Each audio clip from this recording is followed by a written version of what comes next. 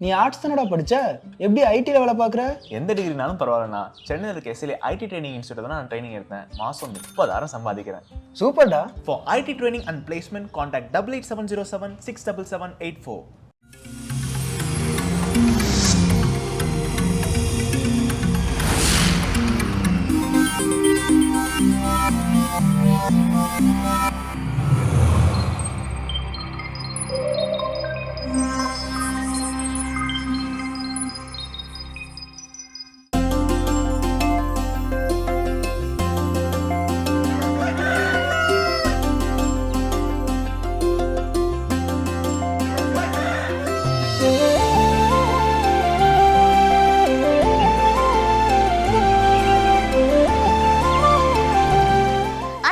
அனைவருக்கும் இனிய காலை வணக்கம். எங்களுடன் இந்த நீங்கள் பார்க்கவிருப்பது மாதா தொலைக்காட்சியின் கடவுள் வணக்கம். வணக்கம் ஜோஸ்.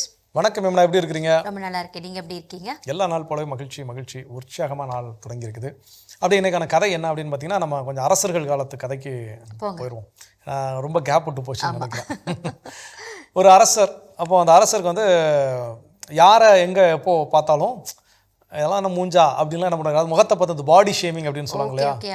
ஸோ அந்த மாதிரி வந்து சில பேர் ஏதாவது ஒரு மாதிரி முகத்தை வச்சுருந்தாங்கன்னா, பாரு 5 பைசா மூஞ்சி மாதிரி இருக்குது, 20 பைசா மூஞ்சி மாதிரி இருக்குது, இப்படிலாம் என்ன பண்ணியிருக்காரு, ரொம்ப பாடி ஷேமிங் பயங்கரமாக அவர் பண்ணக்கூடிய ஒரு நபராக இருந்திருக்கிறாரு.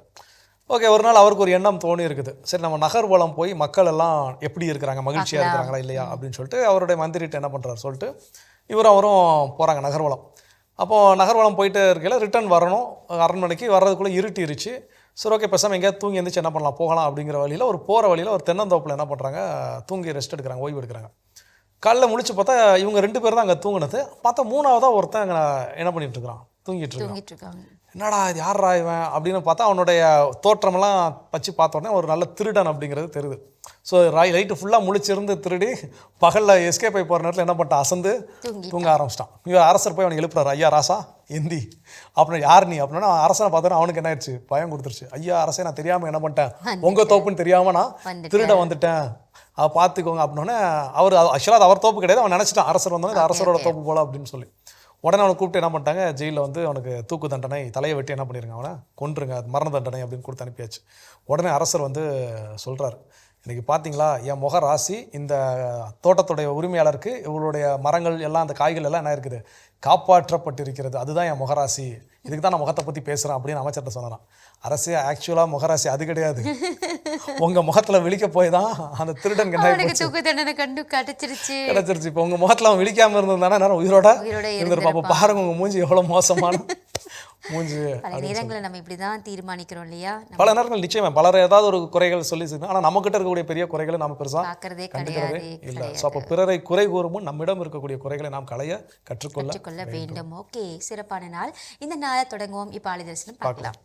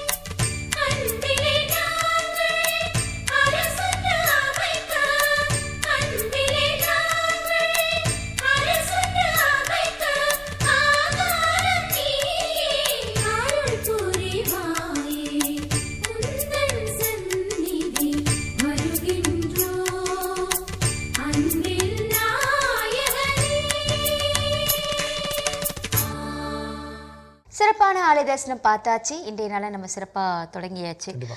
இன்னைக்கு கதையில் கேட்ட மாதிரி தான் இருக்க போதா, இல்லை கதை வந்து ரொம்ப நாள் ஆச்சு அப்படின்றதுக்காக தொடங்குறீங்க மாதிரி நினைக்கிறேன். இன்னைக்கு டாபிக் என்ன? ஸோ எனக்கு வந்து ஆக்சுவலாக நீங்கள் சொன்ன மாதிரி கதை வந்து ரொம்ப நாள் அரசர்கள் கதை பேசி நாளாச்சு. திடீர்னு ஒரு அரசருடைய கதை ஞாபகம் வந்துச்சு.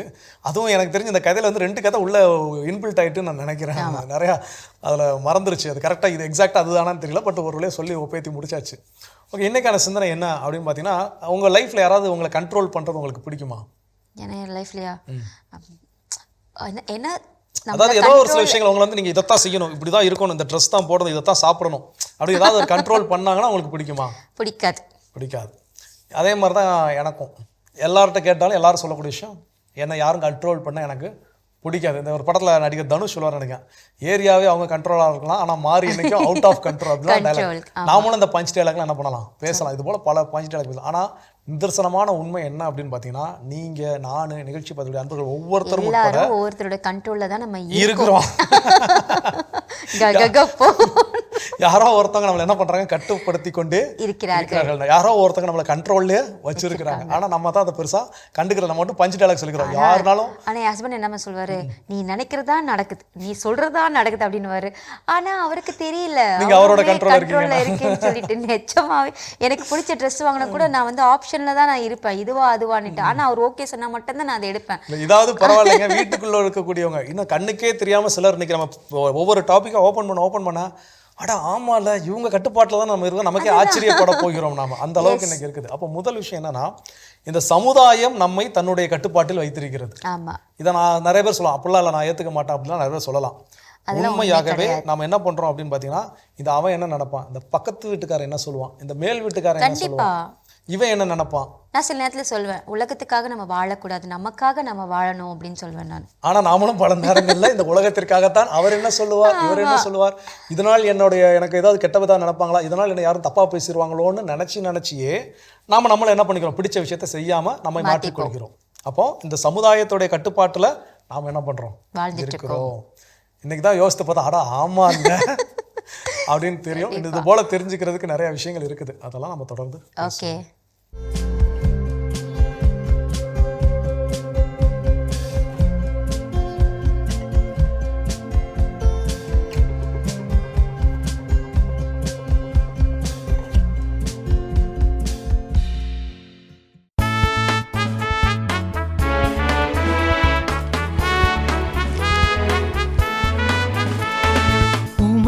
திருச்சட்டத்தை விரும்புவோர்க்கு நல்வாழ்வு உண்டு உண்டு. உமது திருச்சட்டத்தை விரும்புவோர்க்கு நல்வாழ்வு உண்டு உண்டு. என்னை கொடுமைப்படுத்துவோரும் பகைப்போரும் பலர், ஆனால் ஒழுங்குமுறைகளை விட்டு நான் தவறுவதில்லை. உண்மையே உமது வார்த்தையின் உட்பொருள். நீதியானவும் நெறிமுறைகள் எல்லாம் என்றும் நிலைத்துள்ளன.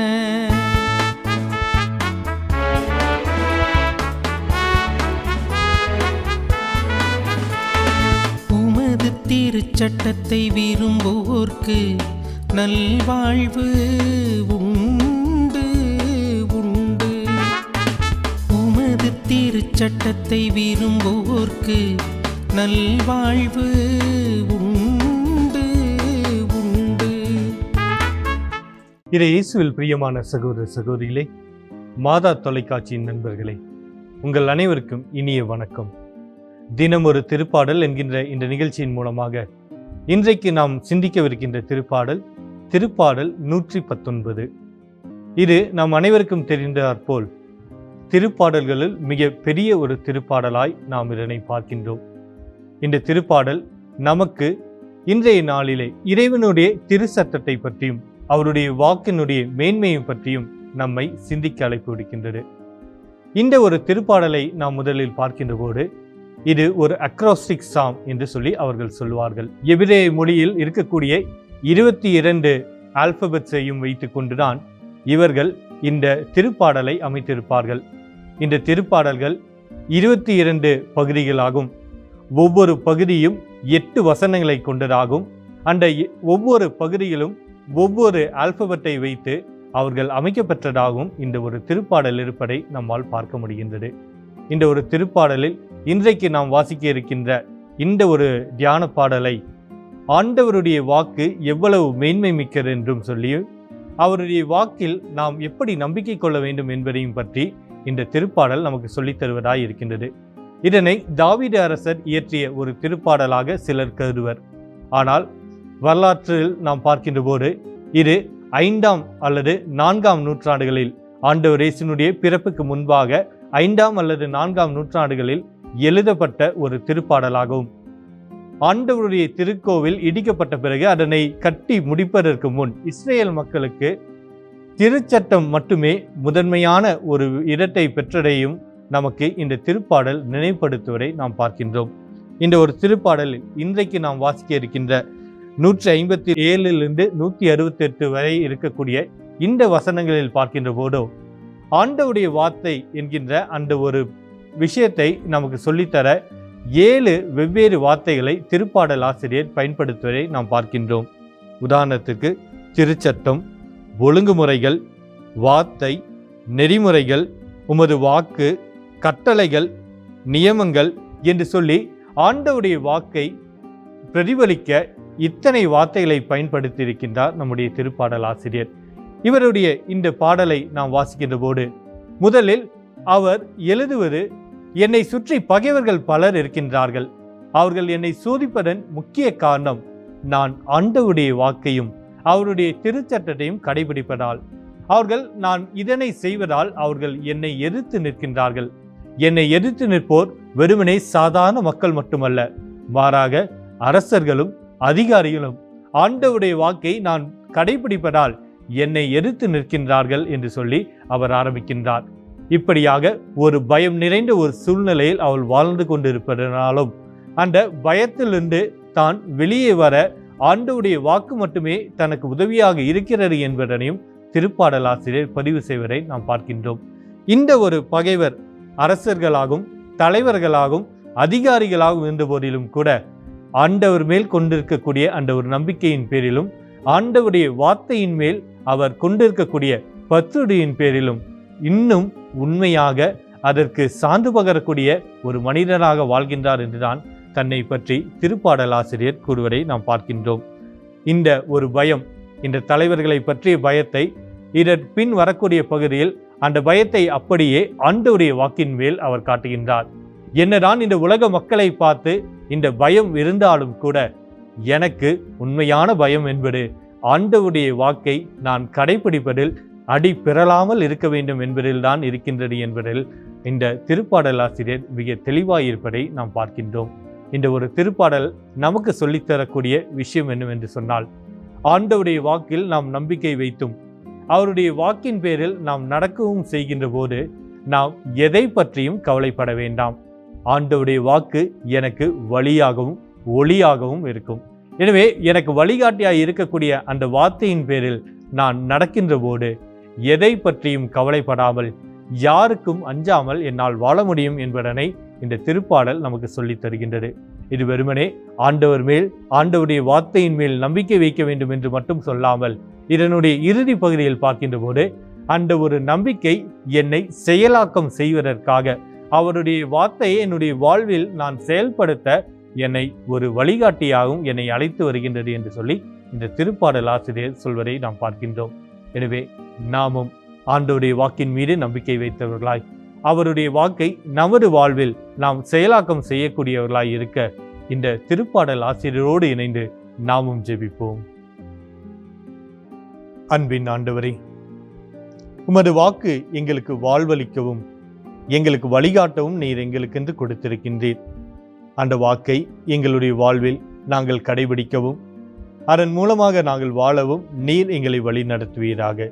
எங்கள் ஆண்டவராகிய கிறிஸ்து வழியாக உம்மை மன்றாடுகின்றோம். ஆமீன். அருமையான தினமொரு திருப்பாடல் பகுதி பார்த்துட்டோம். எனக்கான திருப்பாடலும் கேட்டாச்சு. அதோட எனக்கு பேசிட்டு இருக்கிறோம் கடவுள் வணக்கம் நிகழ்ச்சியில் நம்முடைய வாழ்க்கையில் நம்மளை யாரோ ஏதோ ஒன்று நமக்கே தெரியாமல் நம்மளை கட்டுப்பாட்டில் வச்சிருக்குது, நம்மளை கண்ட்ரோல் பண்ணிட்டு இருக்குது. அது என்னென்னு தான் நம்ம தெரிஞ்சுட்டு இருக்கோம். அதில் அடுத்ததாக என்ன சொல்கிறாங்க? அதில் அடுத்ததாக என்ன சொல்கிறாங்கன்னா, பயம்னு ஒரு விஷயம் இருக்கு இல்லையா, அது வந்து நம்ம நிறைய வேலைகளை செய்ய விடாமல் நம்மளை கட்டுப்பாட்டுக்குள்ளே வச்சிருக்கு அப்படின்னு சொல்லலாம். இப்போ நிறைய விஷயத்துக்கு எக்ஸாம்பிள் நான் என் பொண்ணையே சொல்கிறேன். அவர்கிட்ட நிறைய டேலண்ட் இருக்குது, ஆனால் அந்த ஒரு பயத்தினால அவள் எதையுமே வெளிக்காட்டாமல் இருக்கா. ஆமாம், இப்போ என் பையன் எடுத்துக்க வச்சுக்கோங்களேன். அவன் வந்து நான் டெய்லி வீடியோ எடுக்கிறேன், டெய்லி வீடியோ போடுறேன், டெய்லி லைக்ஸ்லாம் வரும் அவருக்கு. இப்போ அதை பார்த்து என் பொண்ணுக்கு இப்போ என்ன நினைக்கிறேன்னா, நானும் பண்ணியிருக்கலாம்ல, என்னோட பயத்தினால தான் இப்படி இருக்கேன்ல அப்படின்றது புரிய வருது. கண்டிப்பாக ரியலைஸ் பண்ணி அதை வெளி வந்துட்டோன்னா பிரச்சனையே கிடையாது. நீங்கள் இதுக்கு சொல்கிறீங்க, எனக்கு வந்து ஹோட்டலில் போய் சாப்பிட எக்ஸ்ட்ரா சட்னி கேட்குறதுக்கு எனக்கு பயமாக இருக்கும். இன்னும் கேட்க மாட்டேங்க. என்ன பயம்னு கேட்டீங்கன்னா, கேட்டு கொடுக்காம போயிட்டா என்ன பண்ணுறது, எவ்வளோ சட்னி தான் சாப்பிடுவார் அப்படின்னு நினச்சிட்டாங்கன்னா என்ன பண்ணுறது. ஆனால் ஒரு முறை எங்கள் இப்போ குழந்தைங்களோட ஒய்ஃபு நான் குழந்தைங்களாம் போயிருக்கோம். எங்கள் சின்ன பொண்ணு எப்பா சட்னி காலியாட்டு சட்னி வாங்கிட்டாப்பா, நான் எனக்கே வாங்க மாட்டேனே, எப்படா குழந்தைக்கு வாங்கி தரேன் அப்படின்னு யோசிச்சுட்டு இருக்கிற. அவன் வைக்கவே படலை, ஆனால் கொஞ்சம் சட்னினா அப்படின்னு எனக்கு என்னடா நம்ம பிள்ளை இவ்வளோ தைரியமாக சட்னி கேட்குதா.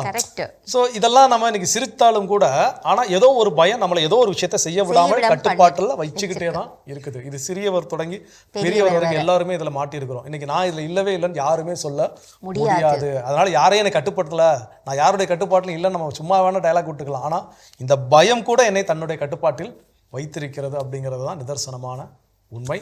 திருத்திக் கொள்வோம். இன்னும் வேற என்ன விஷயம் இருக்குங்கிறத தொடர்ந்து பேசுவோம்.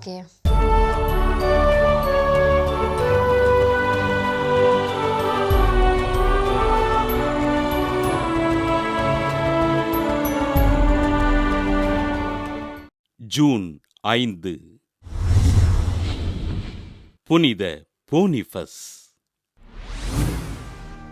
இங்கிலாந்து நாட்டின் கிரெடிக்டன் நகரில் வாழ்ந்த வசதிமிக்க குடும்பத்தில் கிபி 675 பிறந்தார் போனிஃபஸ்.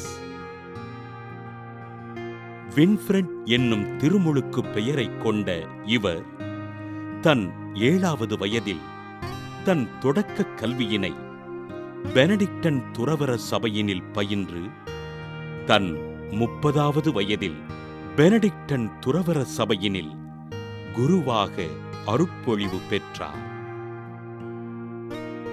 கிபி 719 ஜெர்மனி சென்ற அருட்தந்தை போனிஃபஸ் ஜெர்மனியின் பல்வேறு நகரங்களில் ஆண்டவரை அறிவித்து இறைப்பணிகளை ஆர்வத்தோடு செய்தார். சிலை வழிபாட்டு முறையினை பின்பற்றிய மக்களை மனம் திருப்பிய அருட்தந்தை போனிஃபஸ் ஜெர்மனியின் பல்வேறு இடங்களில் ஆலயங்களை கட்டி எழுப்பினார். போனிஃபஸின் கடின உழைப்பினையும் இறை பணியினையும் அறிந்த திருத்தந்தை 2ஆம் கிரகோரியார் கிபி 722 நவம்பர் 30ஆம் நாள் ஆயராக உயர்த்தினார்.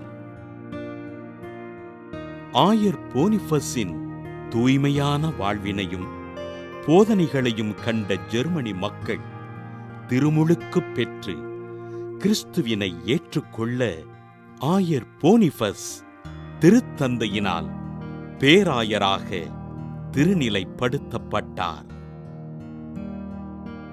ஜெர்மனியின் பவேரியா, துரிஞ்சியா, பிரான்கோனியா போன்ற பகுதிகளில் மறைமாவட்டங்களை உருவாக்கிய பேராயர் போனிஃபஸ் ஹாலந்து நாட்டிலும் இறைப்பணிகளை செம்மையோடு செய்தார்.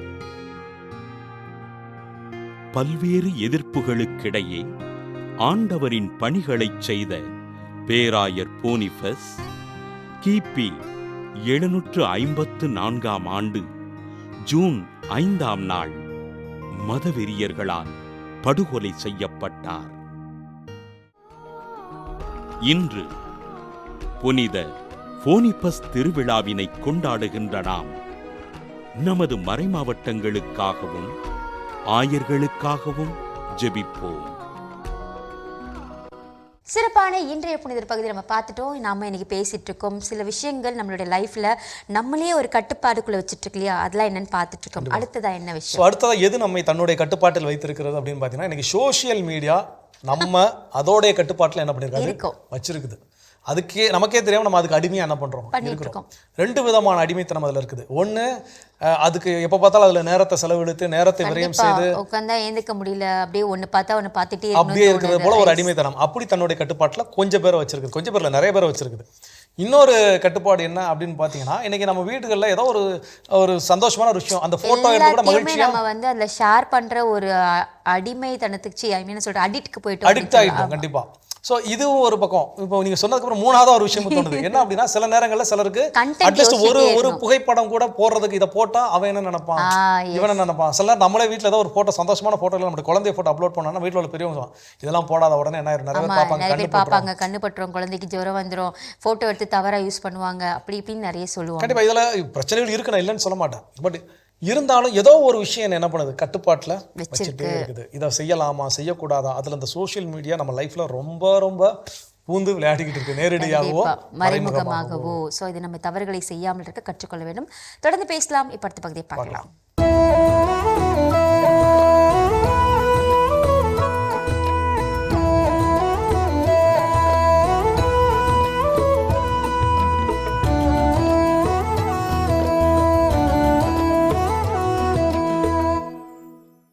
ஒரு வாலிபன் புதிய ஊருக்கு குடிபெயர குதிரை வண்டியோடு வந்து கொண்டிருந்தான். அந்த ஊரை பற்றி அறிந்து கொள்ள ஆர்வப்பட்டான்.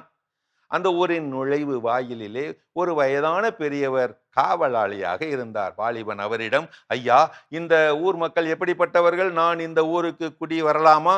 இப்படி கேட்க பெரியவர், தம்பி, நீ முன்னாடி இருந்த ஊர்ல மக்கள் எப்படி இருந்தாங்க? இப்படி திருப்பி கேட்டார் அவர். அதற்கு வாலிபன், ஐயா, அந்த ஊர் ரொம்ப மோசம், இந்த ஊர் ரொம்ப மோசம், எதுக்கெடுத்தாலும் சண்டைக்கு வருவாங்க, பேராசை பிடிச்சவனுங்க அவனுங்க. இப்படி சலித்து கொண்டான். பெரியவர் சிரித்து கொண்டே, தம்பி, அதே மாதிரி தான் இங்க இருக்கிறவங்களும், அதே மாதிரி குணம் உள்ளவங்க தான் இவங்களும் இந்த ஊர்லயும் இருக்கிறாங்க, நீ வேணா பாரேன் அப்படின்ன உடனே அந்த வாலிபன் ஊருக்குள் நுழையாமலேயே திரும்பி போய்விட்டான். சில நாட்கள் கழித்து இன்னொரு வாலிபன் அதே போல் வந்து அதே பெரியவரிடம் இந்த ஊர் மக்கள் எப்படி என்று கேட்டான். மீண்டும் பெரியவர், நீ முன்னாடி இருந்த அந்த ஊர்ல எப்படி இருந்தாங்க? இப்படி கேட்க இரண்டாவது வாலிபன், ரொம்ப அன்பா இருந்தாங்க, ஒருத்தருக்கு ஒருத்தர் உதவி செஞ்சுக்குவாங்க, ரொம்ப சந்தோஷமா இருந்தோம், ஏதோ ஒரு வேலை நிமித்தமா இங்க வந்திருக்கேன், தங்க வந்திருக்கிறேன் அப்படின்னு சொன்ன உடனே பெரியவர் சொன்னார், வரவேற்றார். அப்படியா, அதே மாதிரி அன்பான உதவியுள்ள மக்கள் தான் இந்த ஊர்ல இருக்காங்க, நீ தாராளமா உள்ள போப்பா. போனான். அன்பாய் அமைதியாய் மகிழ்வாய் வாழ்ந்தான். ஊரும் உலகமும் உனது மனதின் பிரதிபலிப்பே. அன்பை தேடினால் அன்பு கிடைக்கும், சண்டையை தேடினால் சண்டை கிடைக்கும். சூழ்நிலையை எப்படி அணுகுகிறோம் என்பதை பொறுத்தே உலகம் நமக்கு தோன்றுகிறது. இதோ உங்களுக்காக மேலும் சில தத்துவார்த்த வாழ்வியல் சிந்தனைகள். உங்கள் கண்கள் அணிந்திருக்கும் கண்ணாடியின் நிறமே உலகத்தின் நிறம்.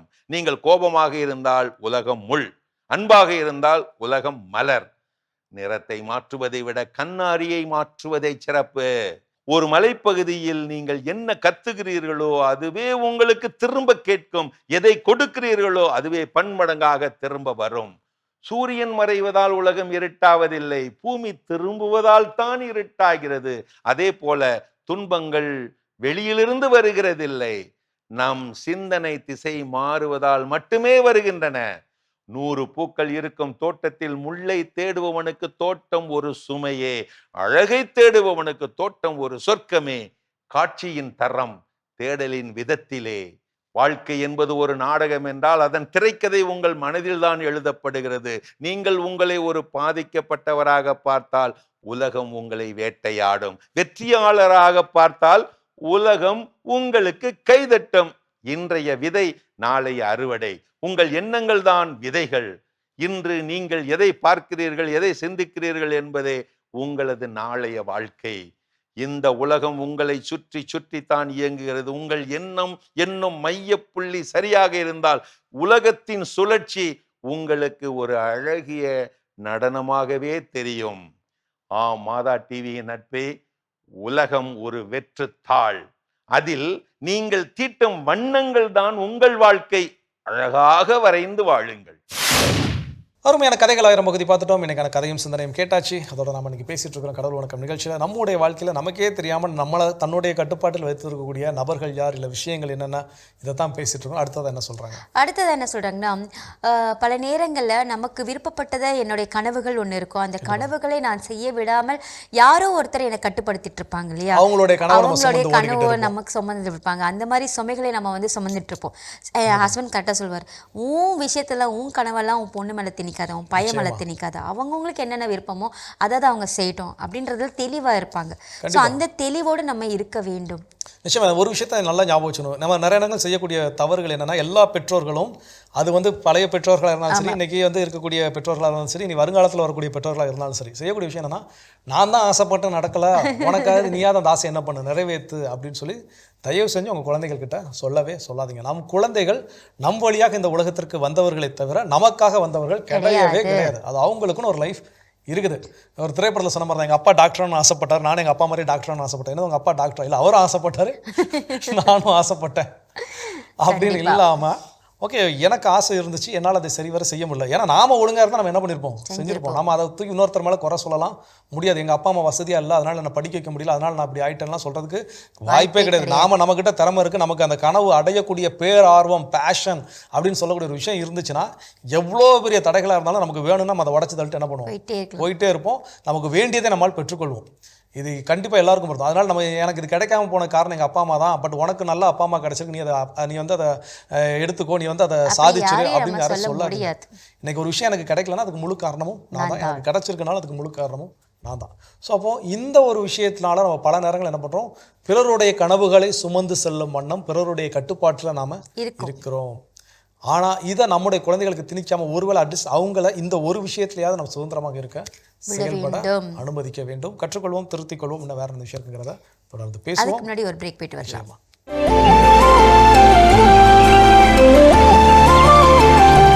நிகழ்ச்சிக்குள் உங்களை மீண்டும் அன்புடன் வரவேற்கின்றோம். நீங்கள் பார்த்து கொண்டிருப்பது மாதா தொலைக்காட்சியின் கடவுள் வணக்கம். சிறப்பான நாள், மகிழ்ச்சியான நாளில் பேசிகிட்டு இருக்கிறோம் கடவுள் வணக்கம் நிகழ்ச்சியில். நம்முடைய லைஃப்பில் நம்ம கட்டுப்பாட்டில் இருக்கிறதுக்கு பதிலாக நம்மளை அது கட்டுப்பாட்டில் வச்சிருக்குங்கிற விஷயங்கள் என்னென்ன, அதை தான் நம்ம இன்றைக்கி பேசிகிட்டு இருக்கிறோம். அதில் அடுத்தது என்ன சொல்கிறாங்க? அதில் அடுத்ததாக என்ன சொல்கிறாங்கன்னா, பணம் நம்மளை கட்டுப்பாட்டுக்குள் வைத்திருக்கிறது அப்படின்னு சொல்லலாம். அப்படின்னு சொல்லுங்க, அது உண்மைதானே. இன்னைக்கு நம்ம கிட்ட காசு இருந்தால் தாம் செலவு பண்ணி நம்ம எப்படி வேணாலும் ஜாலியாக இருக்கலாம். ஆனால் அந்த காசு நம்ம கிட்ட இல்லைன்னா, ஐயோ காசு இல்லையேன்னு சொல்லிட்டு புலம்பல்களோட தான் நம்மளுடைய வாழ்க்கையை நம்ம வாழ்ந்துட்டு இருப்போம். அந்த அளவுக்கு இந்த பணம் வந்து நம்மளை கட்டுப்பாட்டுக்குள் வைத்திருக்கிறது. சந்தோஷமா இருக்கிறதும் இல்லாம போறதும் என் கையில தான் இருக்கு அப்படின்ற மாதிரி அது சொல்ற மாதிரி இருக்கு. நாம சொல்லணும், என் சந்தோஷமும் என் துக்கமும் என் கையில தான் இருக்குன்னு சொல்றோம். ஆனா அந்த பணம் என்ன சொல்லுது, உன் சந்தோஷமும் உன் துக்கமும் என் கையில இருக்குன்னு சொல்ற மாதிரி அது நம்மை கட்டுப்பாட்டில் வைத்திருக்கிறது. ஏன்னா நீங்க சொன்ன மாதிரி காசு இருக்கிறப்ப மகிழ்ச்சியா இருக்கிறோம், நம்பிக்கையா இருக்கிறோம், எல்லாம் ஃபேஸ் பண்ணிக்கலாம்.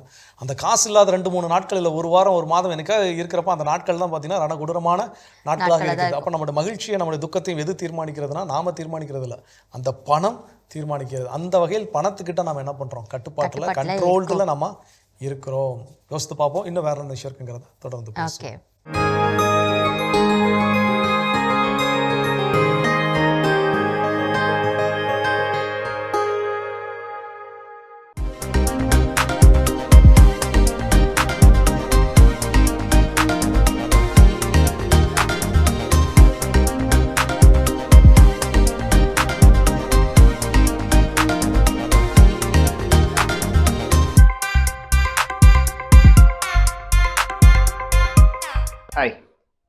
ஹிப் ரீப்ளேஸ்மெண்ட்னா மூட்டு எலும்பை ரிமூவ் பண்ணிட்டு ஆர்டிஃபிஷியலான மூட்டு வைக்கிறது தான் ஹிப் ரீப்ளேஸ்மெண்ட் சொல்லுவாங்க. இது பேஷண்ட்ஸ்க்கு இடுப்பு எலும்பு ஃப்ராக்சர் ஆகிருந்தா, இல்லை இடுப்பு எலும்புல மூட்டு தேய்மானம் சிவியரா இருந்தா, இல்லை இடுப்பு எலும்புல ரத்த ஓட்டை இல்லாமல் அழுகி போயிருந்தா அதுக்கு பண்ற சர்ஜரி தான் hip replacement. My name is doctor Dinesh Chaudhary and I am an orthopedic surgeon in Meridian Hospital. இப்போ ஹிப் ரீப்ளேஸ்மெண்ட்ல அந்த சர்ஜரியை விட ரொம்ப முக்கியமான பகுதி என்னன்னா அந்த post op rehabilitation and recovery. இப்போ இதை வீக் பை வீக் நம்ம ஒன்னொன்னா பார்ப்போம் என்ன பண்ணோன்றது. இப்போ பேஷண்ட்ஸ் எல்லாம் கேட்குற மிக முக்கியமான கேள்வி, டாக்டர் சர்ஜரி முடிச்ச உடனே எத்தனை நாள் நாங்கள் பெட் ரெஸ்ட்ல இருக்கணும்? இதுல ரொம்ப முக்கியமான விஷயம் என்னன்னா, சர்ஜரி முடிச்ச உடனே இந்த ஹிப் ரீப்ளேஸ்மெண்ட் முடிஞ்ச பிறகு பெட் ரெஸ்ட் தேவையே இல்லை. ஸோ இந்த ஆப்ரேஷன் பண்ணீங்கன்னா ஆப்ரேஷன் பண்ண அந்த நாளே with the help of a physiotherapist and a walker support எந்திரிச்சு நிக்கலாம். And 24 hours after surgery the physiotherapist help ஓட வாக்கிங்கை ஸ்டார்ட் பண்ணுவோம். ஸ்லோவா ஃபியூ ஸ்டெப்ஸ் எடுத்து வைக்கலாம். அண்ட் 2-3 days போன பிறகு யூ கேன் ஸ்டார்ட் வாக்கிங். காரிடோரில் நடக்கிறது, பாத்ரூம்க்கு நீங்களே நடந்து போயிட்டு வர்றது, இதெல்லாம் with help of a physiotherapist பண்ணுவாங்க. இதில் என்ன முக்கியமான விஷயம் நோட் பண்ணோம்னா, அந்த first few days after surgery காலை சென்டருக்கு நடுவில் கொண்டு வரக்கூடாது. அண்ட் இந்த லோ லையிங் இந்த லோ சீட்டட் சேர்ஸ்லையோ உட்காரக்கூடாது. கீழே சப்பளங்கால் போட்டு உட்காரக்கூடாது. இதெல்லாம் மிக முக்கியமான விஷயங்கள் கவனத்தில் வச்சுக்கணும். சர்ஜரி விரிச்சு 2 weeks வரைக்கும் தையல் பிரிக்க மாட்டாங்க. தையல் பிரிக்கிறது 2 weeks கழிச்சு தான் நடக்கும். அது வரைக்கும் அந்த ஆப்ரேஷன் பண்ண இடத்துல தண்ணி படாமல் பார்த்துக்கணும். ஸோ ஹாஸ்பிட்டலில் ஒரு 3 to 4 days இருந்துட்டு டிஸ்சார்ஜ் ஆகி வீட்டுக்கு போயிடலாம். 2 weeks கழிச்சு தையல் பிரித்த பிறகு பேஷண்ட்ஸ் குளிக்கலாம், அந்த இடத்துல தண்ணிலாம் படலாம். ஒரு 2 weeks அப்புறமா ஸ்லோவாக ரிகவரி மச் பெட்டர் ஆகிடும். வாக்கர் சப்போர்ட் இல்லாமல் கூட பேஷண்ட்ஸ் நடக்க ஆரம்பிக்கலாம். இதில் கவனத்துக்குரிய ஒரு முக்கியமான விஷயம், recovery is not a race. Slow and steady தான் பெஸ்ட்டு. எவ்ரி பேஷண்ட் அவங்களோட ஸ்பீடுக்கு தகுந்த மாதிரி ஸ்லோவாக ரிகவரி ஆகணும். கரெக்டான ஃபேஸஸில் எக்ஸசைசஸ் பண்ணணும். ஸோ வீக் 5 to 8 இதுதான் அந்த ஸ்ட்ரென்த் பில்டிங் ஃபேஸ். ஸோ இந்த ஃபேஸில் வாக்கர்ஸுக்கு எல்லாமே நடக்க ஆரம்பிக்கலாம். ஸ்டெப்ஸை ஏறுறது இறங்குறது இதெல்லாம் நல்லா சரளமாக பண்ண ஆரம்பிக்கலாம். ஸோ இந்த ஃபேஸில் என்ன ஞாபகம் வச்சுக்கணும்னா, வெளியில் பார்க்க நார்மலாக இருந்தால் கூட உள்ளே இன்னும் ஹீலிங் நடந்து தான் இருக்குது. So heavy weight lifting avoid பண்ணணும். கீழே உட்காருறது, சப்பளங்கால் போகிறது அதெல்லாம் அவாய்ட் பண்ணணும். சடன் ட்விஸ்டிங் மூமெண்ட்ஸ் இதெல்லாம் அவாய்ட் பண்ணணும். இந்த ஃபேஸில் வாக்கர்ஸ்டிக் இல்லாமையே நடக்க ஆரம்பிக்கலாம், நார்மலாக நடக்க ஆரம்பிக்கலாம். ஸோ இந்த ஃபேஸுக்கு அப்புறமா ஆஃப்டர் 3 months நார்மலாக பெயின் எல்லாமே கம்மியாயிடும். ஸோ அந்த ஆப்ரேஷன் முன்னாடி இந்த வலி நாளந்து நொண்டி நடக்கிறது, வலி நாளந்து தூங்காமல் இருக்கிறது, இது எல்லாமே ஆஃப்டர் 3 months கம்ப்ளீட்டாக டிஸப்பியர் ஆகும். ஸோ இந்த ஃபேஸில் ஸ்லோவாக கார் ஓட்டுறது அதெல்லாம் ஸ்டார்ட் பண்ணலாம். வாக்கர் ஸ்டிக் இல்லாமல் நடக்கிறதும் சரளமாக ஸ்டார்ட் பண்ணலாம். So full recovery will take anywhere between 6 months to 1 year. இந்த ரிகவரி ஆகிறதுக்கு சில டிப்ஸ் சொல்கிறேன். ஃபர்ஸ்ட் உங்கள் வெயிட்டை கண்ட்ரோல் பண்ணுங்கள். நெக்ஸ்ட்டு இந்த அந்த ஃபிசியோதெரபிஸ்ட் சொல்லி கொடுத்த அந்த போஸ்ட்-ஆப் எக்ஸசைசஸை ஸ்கிப் பண்ணாமல் பண்ணுங்கள். And have a calcium rich protein rich diet and avoid smoking, alcohol இதெல்லாம் தவிர்க்கிறது ரொம்ப நல்லது. அண்ட் இந்த வார்னிங் சைன்ஸ் இதெல்லாம் இருந்தால், அதாவது ஸ்வெல்லிங், இந்த ஜாயிண்ட்ல ரெட்னஸ், இல்லை ஹை ஃபீவர், இல்லை சிவியர் பெயின், இந்த மாதிரி ஏதாவது இருந்தால் டாக்டரை கண்டிப்பாக கன்சல்ட் பண்ணுங்க, உங்களுக்கு தீர்வு கிடைக்கும்.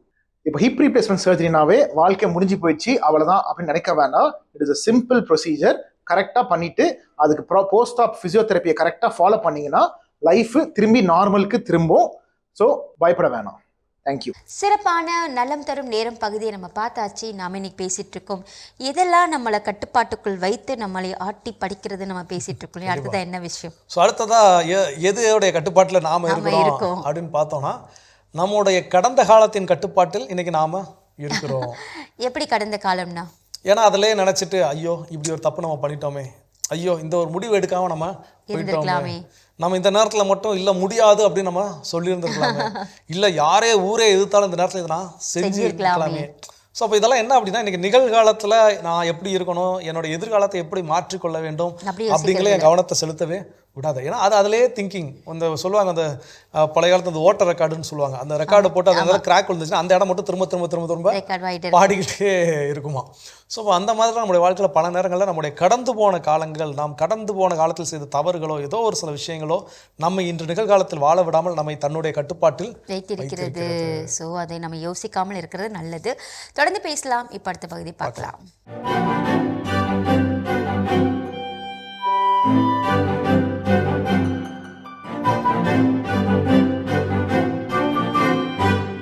அன்பிற்கினிய மாதா தொலைக்காட்சி சுவைஞர்களே, தமிழினிய நெஞ்சங்களே, வணக்கம்.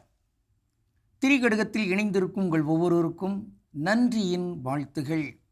இன்று திரிகடுகம் 38 அதன் 3ஆம் செய்தியை பார்க்கவிருக்கிறோம். செல்வம் உடைக்கும் படை தன்னை வியந்து தருக்கலும், தாழ்வின்றி கொன்னே வெகுளி பெருக்கலும், முன்னிய பல்பொருள் வெகும் சிறுமையும், இம்மூன்றும் செல்வம் உடைக்கும் படை. திரிகடுகம் 38. இன்று முன்னிய பல்பொருள் வெகும் சிறுமையும். தான் எண்ணி பார்க்கின்ற, கருதுகின்ற அந்த பல்வகையான பொருட்களை விரும்பி அதை எப்படியாவது பெற வேண்டும் என்கிற அந்த எண்ணம் கொண்டிருக்கிற அந்த தன்மை இருக்கிறதே, அதுவும் நாம் பெற்றிருக்கிற அந்த செல்வத்தை உடைக்கின்ற ஒரு போர் கருவியாகவே அது அமையும். எனவே வெகாமை வேண்டும், வெகுதல் கூடாது. பேராசை கொண்டு விரும்பி சேர்த்தல் பெற்றுக்கொள்ளுதல் என்கின்ற வகையில் இருந்து நாம் விடுபட வேண்டும். ஆக அந்த செருக்குத்தன்மை என்பது இருக்கக்கூடாது, கோபம் இருக்கக்கூடாது. அதோடு இந்த வெகுதல், ஆசைப்படுதல், தான் எப்படியாவது பெற்றுக்கொள்ள வேண்டும் என்று எண்ணி அதற்கான ஒரு பேரவா கொண்டிருத்தல் அது கூடாது என்பது இங்கு சொல்லப்பட்டிருக்கிற ஒரு செய்தி. வள்ளுவர் இவ்வாறு ஒரு குறளை அருமையாக பதிவு செய்கிறார். அருள் வெகி ஆற்றின் கண் நின்றான், பொருள் வெகி பொல்லாத சூழக் கெடும். அதாவது அருள், அதை விரும்பி அதற்கான முயற்சியெல்லாம் மேற்கொண்டு நன்னடத்தையை மேற்கொண்டு அதற்கான செயல் திட்டங்களை வகுத்து செயல்படுகிற ஒருவர் இருக்கிறாரே, அவர் கெட்டழிவார். எப்பொழுது? பொருள் வெகி, பல வகையான பொருட்கள் எனக்கு வேண்டும் என்றெல்லாம் எண்ணிக்கொண்டு அதை பெறுவதற்கான சூழ்ச்சிகள், அதற்கான திட்டங்கள் வைத்துக்கொண்டு பெருக்க முயல்கிற அந்த நேரம் இருக்கிறதே, அத்தகைய அந்த நிலையில் இருக்கிற ஒருவர் கெட்டழிவார். அவருடைய இலக்கு அருளை நல்ல விதமாக பெற்று அதை எல்லாரிடமும் பகிர்ந்து கொண்டு நன்றாக வாழ வேண்டும் என்பது. ஆனால் இடையில் எங்கு வந்து விடுகிறது? பொருள் வெகுதல் என்கிற ஒரு நிலைக்கு அவர் வந்து விடுகிறார். அது அழிவுக்கான அடித்தளம் என்பதாக இங்கு சொல்லப்பட்டிருக்கிறது. எனவே இங்கு பொருட்கள் மீது ஆசை என்பதல்ல, மாறாக சிலுவைகளை, தியாகங்களை நாம் விரும்பி சுமக்க வேண்டும். அறம் செய்ய விரும்பு என்று அவ்வை ஆத்திசூடியில் சொல்வது போன்று நாம் விரும்ப வேண்டும். எதை விரும்ப வேண்டும்? பொருட்களை அல்ல, பொருட்களை சேர்த்தல் என்பதை அல்ல, கோபப்படுதலை அல்ல, அல்லது செருக்குடன் வாழ்கின்ற அந்த ஒரு ஆணவத்தன்மையை அல்ல. அவற்றையெல்லாம் நாம் விரும்பக்கூடாது. விரும்புவது சிலுவைகளை, ஈகங்களை நாம் விரும்ப வேண்டும், அறம் செய்வதை நாம் விரும்ப வேண்டும் என்பதாக இங்கே இருக்கிறது. இன்று நாம் பார்க்கின்ற ஒரு தனித்தமிழ் சொல் வெகும், அது இன்றைய செய்யுளில் வருகிறது. வெகும் என்றால் என்ன? விரும்பும், ஆர்வம் கொள்ளும், அவா கொள்ளும், விளையும் என்கிற அந்த செய்திகளை கொண்டிருக்கின்ற ஒரு சொல்லாக வெகும் இருக்கிறது. வெகாமை என்பது இந்த வெகுதல் இல்லாமை என்பதாக இருக்கிறது. வெகாமை என்பது இல்லறவியலில் வருகின்ற ஒரு சொல். இப்படி நல்ல சொற்களாக ஆமைகள் இருக்கின்றன. இந்த ஆமைகளெல்லாம் இல்லறத்தில் வளர்க்கப்பட வேண்டும். என்னென்ன ஆமைகளெல்லாம் இருக்கின்றன? அவற்றுள் முதன்மையானது இந்த வெகாமை. பிறனில் விழையாமை, அழுக்காராமை, புறங்கூறாமை, பயனில சொல்லாமை என்கிற இந்த ஆமைகளெல்லாம் இருக்கின்றன. பாருங்கள், இந்த ஆமைகளை வீட்டில் வளர்ப்போம். இதற்கு எதிரான தன்மையில் நாம் போய்விடக்கூடாது. இல்லறத்தில் இருக்கின்ற இந்த ஆமைகள் போன்று துறவரத்திலும் சில ஆமைகள் இருக்கின்றன. அந்த ஆமைகளையும் துறவிகள், குருக்கள் வளர்க்க வேண்டும். அவை என்ன? கள்ளாமை, வெகுளாமை, இன்னா செய்யாமை, கொல்லாமை என்கிற இந்த ஆமைகளை குருக்களும் துறவிகளும் வளர்க்க வேண்டும். நன்று. இப்படிப்பட்ட இந்த செய்திகளை எல்லாம் உள்ளடக்கி திரிகடுகம் சுட்டுகின்ற அந்த உயர் நெறியில் வாழ்வதற்கு இன்று நாம் உறுதியேற்றுக்கொள்வோம். நாம் சேர்த்து வைத்திருக்கிற செல்வங்கள் உடைக்கப்படக்கூடாது. நாம் சேர்த்து வைத்திருக்கிற புகழ், அறிவு, ஆன்மீகம், ஆற்றல் இவையெல்லாம் உடைக்கப்படக்கூடாது. இவையெல்லாம் பாதுகாப்பாகவே நம்மோடு வந்து அவையெல்லாம் நம்மால் பிறருக்கு பகிர்ந்து வழங்கப்படக்கூடிய கடவுளுக்குரிய செல்வங்களாக அது அமைய வேண்டும். அதற்கு இந்த செய்திகளை உள்ளத்தில் பதித்துக் கொள்வோம். செருக்கு வேண்டாம், கோபம் வேண்டாம், இந்த வெகுதல், ஆசை, பேராசை அது வேண்டாம். நன்று. உறுதியேற்போம். கடவுளுக்கு திருவிழமானால் மீண்டும் நாளை திரிகடுகத்தில் இணைந்து மகிழ்வோம். நன்றி, வணக்கம். அருமையான திரிகடுகம் பகுதி பார்த்துட்டோம். இன்றைக்கான சிந்தனையும் கேட்டாச்சு. அதோட இன்றைக்கி நம்ம பேசிகிட்டு இருக்கிறோம் கடவுள் வணக்கம் நிகழ்ச்சியில். நம்முடைய வாழ்க்கையில் நாம் யாருடைய கட்டுப்பாட்டில் இருக்கிறோம், யாரெல்லாம் நம்மை கட்டுப்படுத்தி கொண்டு இருக்கிறார்கள், அதைத்தான் இன்றைக்கி நம்ம தெரிஞ்சுட்டு இருக்கிறோம். அதில் அடுத்ததாக என்ன சொல்கிறாங்க? அடுத்ததாக என்னென்னா, இந்த மொபைல் நெட்வொர்க் அதுக்குள்ளே நம்ம டெக்னாலஜிக்குள்ளே நம்ம கட்டுப்பாட்டுக்குள்ளே இருக்கும்னு சொல்லலாம்.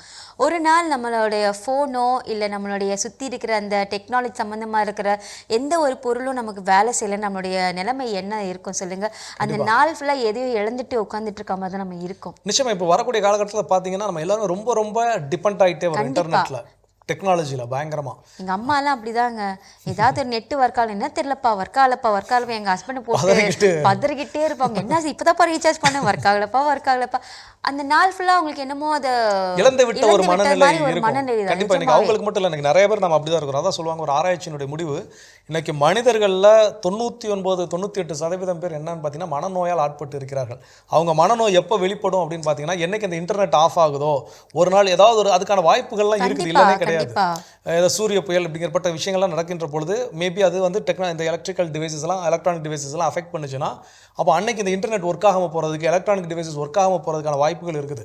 ஸோ அப்படி அட்லீஸ்ட் ஒரு மணி நேரம் ஒர்க் ஆகலை, வேறு ஒன்றும் ஊர் திருவிழாக்கு போயிருப்போம். குறிப்பாக வந்து சென்னையில் வந்து கடந்த முறை ஃப்ளட் வந்தப்பெல்லாம் பார்த்தீங்கன்னா நெட்வொர்க்கே இல்லை, நிறைய இடங்கள்ல கரண்ட் இல்லை, எவ்வளோ பிரச்சனை இருந்துச்சு. கண்டிப்பாக அப்போ அன்னைக்கு தான் வந்து நம்முடைய மனநோயெல்லாம் சும்மா ஃபோன் அடிக்காமல் அதை சும்மா நோண்டி பார்க்குறது, எதா வருதா ஏதோ எடுத்து பார்த்துட்டே இருக்க தோணும். கண்டிப்பாக அப்போ எந்த அளவுக்கு டெக்னாலஜி நம்மளை தன்னுடைய கட்டுப்பாட்டில் வச்சிருக்குது யோசித்து பார்ப்போம்.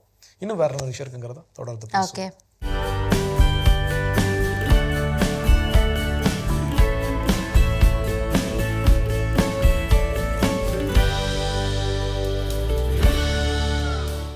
டிஜிட்டல் நாணயம், கிரிப்டோ கரன்சி அல்லது டிஜிட்டல் நாணயம் பற்றி நீங்கள் அறிந்ததுண்டா? வங்கிகள் இல்லாமல் உலகம் முழுவதும் டிஜிட்டல் நாணயம் செயல்படுவது எப்படி? நமது நாடு கிரிப்டோ கரன்சி பற்றி என்ன சொல்கிறது? இந்த டிஜிட்டல் வழி பண பரிவர்த்தனை முறை பாதுகாப்பானதா? இதில் இருக்கும் ஆபத்துக்கள் தான் என்னென்ன? கிரிப்டோ கரன்சி முதலீடு ஒரு வரமா அல்லது பேராசையின் புதிய வடிவமா? வாருங்கள் இதற்கான தெளிவை வலை உலகத்தில் அருள்வாக்கின் ஒளியில் நாம் தேடுவோம். அருள்வாக்கு பகுதி லூக்கா 12:13 முதல் 21 வரை. செல்வனாயிருந்த ஒருவனுடைய நிலம் நன்றாக விளைந்தது. அவன், நான் என்ன செய்வேன், என் விளைபொருட்களை சேர்த்து வைக்க இடமில்லையே என்று எண்ணினான். ஒன்று செய்வேன், என் களஞ்சியங்களை இடித்து இன்னும் பெரிதாக கட்டுவேன், அங்கு என் தானியத்தையும் பொருட்களையும் சேர்த்து வைப்பேன். பின்பு என் நெஞ்சமே, உனக்கு பல்லாண்டுகளுக்கு வேண்டிய பல வகை பொருட்கள் வைக்கப்பட்டுள்ளன, நீ ஓய்வெடு, உண்டு குடித்து மகிழ்ச்சியில் திளைத்திடு என சொல்வேன் என்று தனக்குள் கூறிக்கொண்டான். ஆனால் அந்த இரவே கடவுள் அவனை மூடன் என்று அழைத்தார்.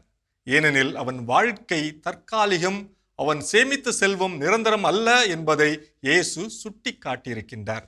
இன்றைய டிஜிட்டல் உலகில் களஞ்சியம் என்றால் அது ஒரு கட்டிடம் அல்ல, அது ஒரு டிஜிட்டல் வாலெட், ஒரு சுருக்குப்பையாக இருக்கலாம். கிரிப்டோ கரன்சி, ஆன்லைன் முதலீடுகள், டிஜிட்டல் சொத்துக்கள் இவை அனைத்தும் நவீன களஞ்சியங்களாக மாறிவிட்டன. இந்த சேமிப்பு முறை பாதுகாப்பானதுதானா என்பதை தொடர்ந்து நாம் பார்ப்போம்.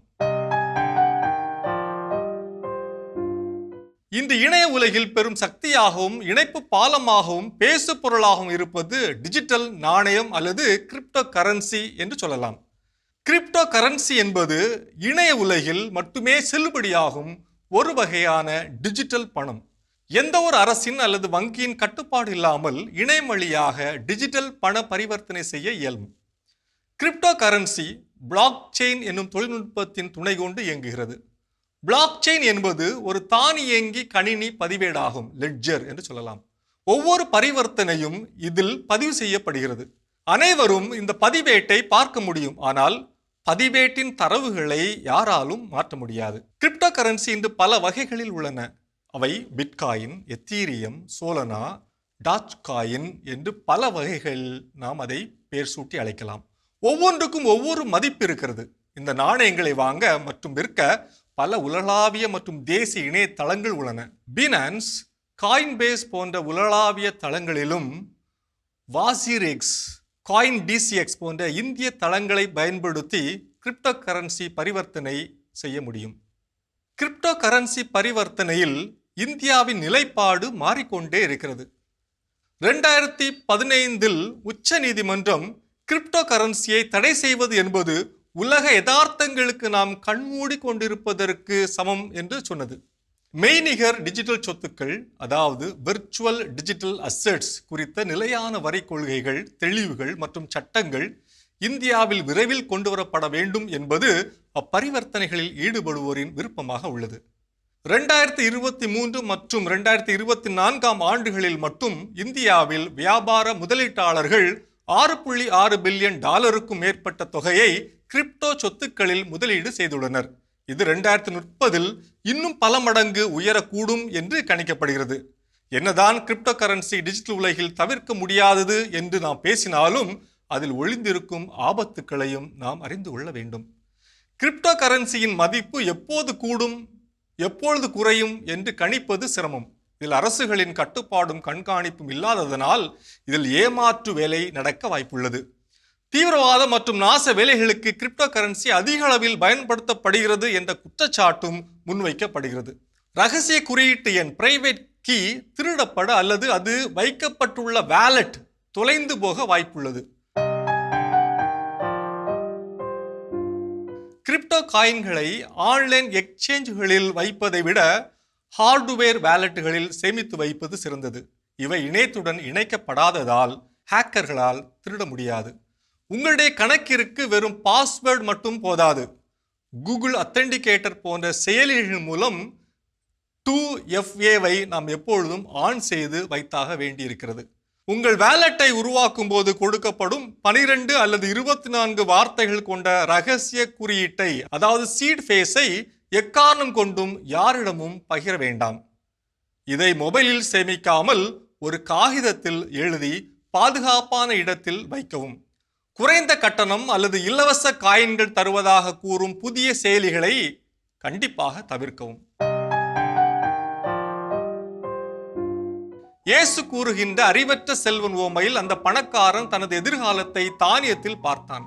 இன்று சிலர் தங்கள் எதிர்காலத்தை டிஜிட்டல் சொத்துக்களில் மட்டுமே பார்க்கின்றார்கள். இதனால்தான் பிட்காயினுடைய சந்தை மதிப்பு குறைந்தால் மனிதர்களுக்கு பதட்டம் ஏற்படுகிறது.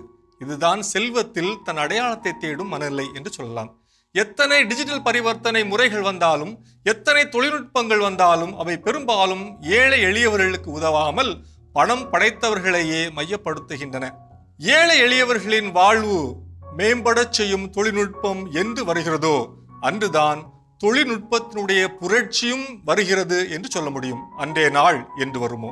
இது வலையுலகம் 360 டிகிரி டிஜிட்டல் உலகிற்கான உங்கள் அகராதி. சிறப்பான வலை உலகம் 360 டிகிரி பகுதி நம்ம பார்த்தாச்சு. நாம இன்னைக்கு பேசிட்டு இருக்கோம் எது நம்ம கட்டுப்பாட்டில் நம்ம வச்சிட்டு இருக்கோம், நம்ம பார்த்துட்டு இருக்கோம். அடுத்ததா என்ன விஷயம்? ஸோ அடுத்ததா எது நம்ம தன்னுடைய கட்டுப்பாட்டில் வைத்திருக்கிறது அப்படின்னு பார்த்தீங்கன்னா நம்முடைய பழக்க வழக்கங்கள், ஹேபிட்ஸ் அப்படின்னு சொல்கிறாங்க.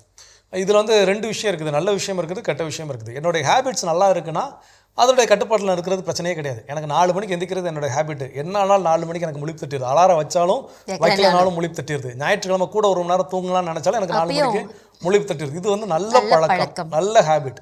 இதனுடைய கட்டுப்பாட்டில் நான் இருக்கிறது பிரச்சனை கிடையவே கிடையாது.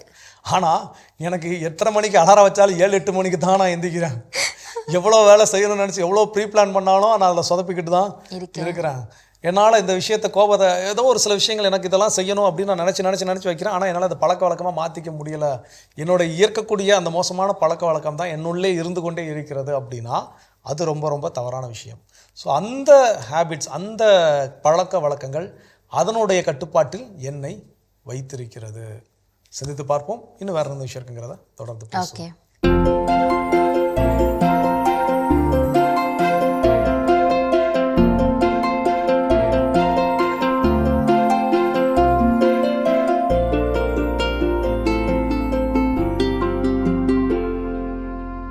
அனைவருக்கும் வணக்கம். இன்றைய பதிவில் நம்ம பார்க்க போகிற விஷயங்கள்ல முக்கியமானது என்னென்னா, நம்மளுடைய மாநிலத்தில் செயல்படுத்தக்கூடிய முக்கியமான சிறு வணிக திட்டங்கள். அந்த சிறு வணிக திட்டங்களில் ரொம்ப முக்கியமானது வங்கிகள் மூலம் கொடுக்கக்கூடிய திட்டங்கள், தொடக்க வேளாண்மை கூட்டுறவு வங்கி மூலம் கொடுக்கக்கூடிய திட்டங்கள், அதாவது சொசைட்டின்பீங்கள்ல அது மூலமாக கொடுக்கக்கூடிய திட்டங்கள் அப்படின்னு இருக்குங்க. இப்போ தொடக்க வேளாண்மை கூட்டுறவு வங்கியில் பார்த்திங்கன்னா சிறு வணிக கடன் இருக்குங்க, மத்திய கால கடன் இருக்குது, நீண்ட கால கடன் இருக்குது. அவங்க அப்படி தராங்க. அதே மாதிரி பெண்கள் சுய உதவி குழுக்கான கடன்கள் அது தராங்க. இந்த கடன்கள்லாம் நீங்கள் இப்போ நான் போன பதிவில் சொன்ன கிராம சேவை மையங்கள் அமைக்கிறதுக்கு ரொம்பவும் உதவிகரமாக இருக்கக்கூடிய ஒரு திட்டங்கள். அல்லது வேறு எந்த ஒரு பணி செய்யணுன்னாலும் அதை பயன்படுத்தி நீங்கள் ஒரு சின்ன விவசாயம் பண்ணலாம். நீங்கள் இதை பற்றி தெரிஞ்சுக்கணும்னா பக்கத்தில் இருக்கக்கூடிய தொடக்க வேளாண்மை கூட்டுறவு வங்கிக்கு போங்க. உங்களுக்கு நிலம் இருந்தாலும் இல்லைனாலும் போங்க, அவங்கள்ட்ட கேளுங்க, அவங்க நிச்சயம் உதவி செய்வாங்க. அப்படி உங்களுக்கு ஏதாவது பிரச்சனை இருந்ததுன்னா என்கிட்ட தகவல் சொல்லுங்கள், உங்களுக்கு நான் அதை என்னென்னு செஞ்சு கொடுக்குறேன். 1. 2வது, தொடக்க வேளாண்மை கூட்டுறவு வங்கி இல்லாமல் பொது வங்கிகள் அல்லது பிற நிறுவனங்கள் மூலமாக நமக்கு கிடைக்கக்கூடிய தொழில் உதவிகளில் முக்கியமானது PMFME அப்படின்னு ஒன்று இருக்குங்க. PMFME அது வந்து என்னன்னு கேட்டிங்கன்னா 10,000 ரூபாயிலேருந்து குறைந்தபட்சம் 10,000 ரூபாயிலேருந்து 10 லட்சம் ரூபாய் வரலும் ஒரு கடன் கொடுக்கக்கூடிய ஒரு திட்டம். இந்த 10 லட்சம் ரூபாயில் உத்தேசம் 35% வந்து பார்த்திங்கன்னா மானியம். அப்படிங்கிறப்ப அதோட உண்மை தொகை வந்து 6.5 லட்சம் தான். இது 10 லட்சத்துக்கு. 10,000 ரூபாய்க்குனாலும் 3,500 ரூபா போக 6,500 ரூபா தான் கடன். PMFME இது கிடைக்க எங்கே போகணும்? மாவட்ட தொழில் மையம், அங்கே போகலாம். அப்படி இல்லைன்னா உங்கள் பக்கத்தில் இருக்கக்கூடிய வேளாண்மை துறை அலுவலகத்துக்கு போகணும். அங்கே வேளாண்மை விற்பனை துறைன்னு அதிகாரின்னு ஒருத்தர் இருப்பார், விற்பனை துறை அதிகாரி, அவரை கேட்கலாம். அவரும் உங்களுக்கு பண்ணி தருவார். சரிங்களா? இது வந்து இதில் என்னெல்லாம் இருக்குது அப்படின்னு சொன்னால், ரொம்ப முக்கியமான ஒரு சிறப்பு திட்டம் என்னென்னா, நீங்கள் ஒரு பொருள் பண்ணுறீங்க, அதுக்கு வெளியில் அட்டை இருக்கு இல்லைங்களா, அட்டை போட்டு அதுக்கு ஒரு லோகோ போட்டு ஒரு வடிவம் போட்டு ஒரு டிசைன் பண்ணி உங்கள் கம்பெனி பேர் போட்டு அந்த பிராண்ட் பண்ணுறாங்க பார்த்தீங்களா, அந்த மாதிரி பிராண்ட் பண்ணுறதுக்கும் பணம் தர்றாங்க. அதுதான் அதோட முக்கியத்துவம். அப்படி செய்கிறதுனால இப்போ நீங்கள் இட்லி மாவு அரைக்கிறீங்க, இட்லி மாவு அரைச்சி விற்கிறீங்கிறத விட அந்த பிளாஸ்டிக் கவரில் ஒரு டப்பா போட்டு அதில் மாவு இந்த ஊர் அப்படிலாம் போட்டு ஒரு படம் போட்டு கொடுக்குறாங்க பார்த்தீங்களா, அந்த இதை டிசைன் பண்ணுறது மட்டும் இல்லாமல் அதற்கான தனி கடனும் இருக்குது. அப்போ உங்களுக்குன்னு ஒரு தனி ஒன்று உருவாகுது, பண்ணலாம். PMFME. சரியா? எழுதி வச்சுக்கோங்க. அடுத்து ரொம்ப முக்கியமானது வந்து நியூ என்டர்பிரனர், புதிய தொழில் முனைவோருக்கான திட்டம். இது வந்து பார்த்திங்கன்னா 21 வயசுலேருந்து 45 வயசு இருக்கிறவங்க. இதில் வந்து ஒரு சில பேருக்கு பெண்கள், 3ஆம் பாலினத்தவர், அப்புறம் உடல் ஊனமுற்றவங்க, அவங்களுக்கு 55 வயசு வரல எலிஜிபிலிட்டி இருக்குது. சரிங்களா?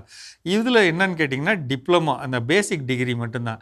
BSc, diploma, ITI, vocational training, higher secondary கூட இந்த அமைப்பில் இருக்கிறவங்களாம் இதில் எலிஜிபிள் ஆவாங்க. சரிங்களா? ஹையர் செகண்டரியும் அதுக்கு மேலேயும். சரிங்களா? இப்போ இதில் வந்து 10 லட்சம் ரூபாயிலேருந்து 5 கோடி ரூபாய் வரலும் உங்களுக்கு கொடுக்குறாங்க. இதில் வந்து 10% நீங்கள் முன்தொகை கட்டினா போதும். 10 லட்ச ரூபாயில் 10%, 1 லட்ச ரூபா கட்டினா போதும். இது மாதிரி இதுக்கு எங்கே போகணும் அப்படின்னா, பக்கத்தில் இருக்கக்கூடிய TIC, தமிழ்நாடு அதாவது டிக்குன்னு சொல்லுவாங்க. நீங்கள் உங்கள் மாவட்ட ஆட்சித்தலைவர் அலுவலகத்தில் கேட்கலாம், அல்லது வந்து உங்கள் யூனியன் ஆஃபீஸில் கேட்கலாம். கேட்டிங்கன்னா அந்த டிக்கு எங்கே இருக்குதுன்னு கேட்டிங்கன்னா அவங்க சொல்லுவாங்க. அங்கே நம்ம வந்து இதற்கானதை பார்க்கலாம். அதே மாதிரி இன்னொரு முக்கியமான திட்டம் வந்து அன்எம்ப்ளாய்டு அவங்களுக்காக UYEGP அப்படின்னு, நான் சரியாக படிக்கலைங்க, எனக்கு என்னங்க தொழில் அமைக்கணும், அதுக்கு சொல்லுவாங்க. அதே மாதிரி இன்னொரு திட்டம் வந்து அண்ணல் அம்பேத்கர் தொழில் முனைவோர் திட்டம், அப்படிலாம் இருக்குங்க. கொஞ்சம் முயற்சி பண்ணி நான் பண்ணி ஆகணும் அப்படிங்கிற எண்ணத்தோட ஆண்களோ பெண்களோ இந்த பதிவை பார்க்குறவங்க, உங்களுக்கு இதில் எந்த சந்தேகம்னாலும் நீங்கள் திருப்பி கேளுங்க, நான் சொல்கிறேன், செய்ய முடியும். அதுதான் நான் சொல்கிறேன். சரிங்களா? மீண்டும் சந்திப்போம். அருமையான உழவும் உயர்வும் பகுதி பார்த்துட்டோம். அதோட இன்றைக்கி நம்ம பேசிகிட்டு இருக்கிறோம், வாழ்க்கையில் நம்ம அதனுடைய கட்டுப்பாட்டில் இருக்கிறோம், சில விஷயங்கள் அதனுடைய கட்டுப்பாட்டில் நம்மளை வச்சுருக்கிறது, இதை தான் எனக்கு தெரிஞ்சிட்ருக்கிறோம். அதில் அடுத்தது என்ன சொல்கிறாங்க? அடுத்ததாக எது கட்டுப்பாட்டில் நம்ம இருக்கோன்னா, கோபம், அழுகை, எமோஷ்னல், அப்புறம் இந்த மாதிரி நிறைய விஷயங்கள்ல நம்ம கட்டுப்பாட்டுக்குள்ளே இருக்கும் அப்படின்னு சொல்லலாம். நம்ம ஏன் அழுகுறோன்னு நமக்கு தெரியாது, எதனால் கோபப்படுறோம் நமக்கு தெரியாது, இந்த விஷயத்துக்கு நம்ம கோபப்படணுமா படக்கூடாதா, இதுக்கு நம்ம சிரிக்கணுமா சிரிக்கக்கூடாதா, இந்த எமோஷ்னல் எதுவுமே நமக்கு தெரியாமல் அதோட கட்டுப்பாட்டில் நம்ம இருக்கோம். பார்த்தீங்களா? கண்டிப்பாக. அதாவது கோபம் வருது, அதை நான் அடக்கி ஆளுகிறேன்னா அது என் கட்டுப்பாட்டில் இருக்கு, என்னோட கண்ட்ரோல், என் கோபத்தை என் கண்ட்ரோலில் வச்சிருக்கேன். எனக்கு இப்போ என்னால் கோவப்பட முடியும், நான் கண்ட்ரோலாக வச்சுக்கிறேன். வார்த்தை தவறான வார்த்தை நான் பயன்படுத்த மாட்டேன். தெரியாமல் வந்துருச்சுன்னா நான் பண்ண மாட்டேன், சொல்ல மாட்டேன். ஏன்னா அது என்னுடைய கட்டுப்பாட்டில் இருக்கு. நான் அடிச்சு ஃப்ளோவில் கோவம் வந்துருச்சு, கட்ட இருக்கிற ஊரோட கெட்ட வார்த்தைலாம் நான் பேசிட்டு தெரியாது, மற்றவங்களுக்கு ஹர்ட் ஆகுமா என்னன்னு தெரியாது, எல்லாம் அடிச்சு பேசிட்டு கடைசி ஒரு வார்த்தை சொல்ல நான் என்ன பண்ணிட்டேன், தெரியாமல் பேசிட்டேன். அப்போ என்னன்னா இங்கே வந்து நான் என் கட்டுப்பாட்டில் அந்த கோபம் இல்லை, கோபத்தோடைய கட்டுப்பாட்டில் தான் யார் இருக்கிறேன். நான் இன்னொன்று கூட சொல்லுவாங்க, இதுக்கெல்லாம் என்ன மீனிங்கே தெரியாமல் நான் திட்டேன்னுவாங்க. அதுவும் இருக்குது. ஸோ அதான் ரீசன் என்னன்னா, ஆமாம், அது அதனுடைய கட்டுப்பாட்டில் நான் இருக்கிறதுனால, என் கட்டுப்பாட்டில் அது இல்லாததுனால என்னென்ன வார்த்தைகள் என்னென்ன விஷயங்கள்லாம் என்ன பண்ணுறேன் செய்கின்றேன். ஸோ அப்போ இந்த உணர்வுகளை எல்லாம் நான் என்னுடைய கட்டுப்பாட்டில் வைத்திருக்க வேண்டும். ஆனால் இன்னைக்கு அதற்கு மாறாக அதனுடைய கட்டுப்பாட்டில் நான் இருக்கிறேன் அப்படிங்கிறதான் வருத்தப்பட வேண்டிய ஒரு உண்மை. ஸோ இதை நம்ம செய்யாமல் தவிர்த்துக்கொள்வோம். தொடர்ந்து பேசலாம். இப்போ அடுத்த பகுதியை பார்க்கலாம்.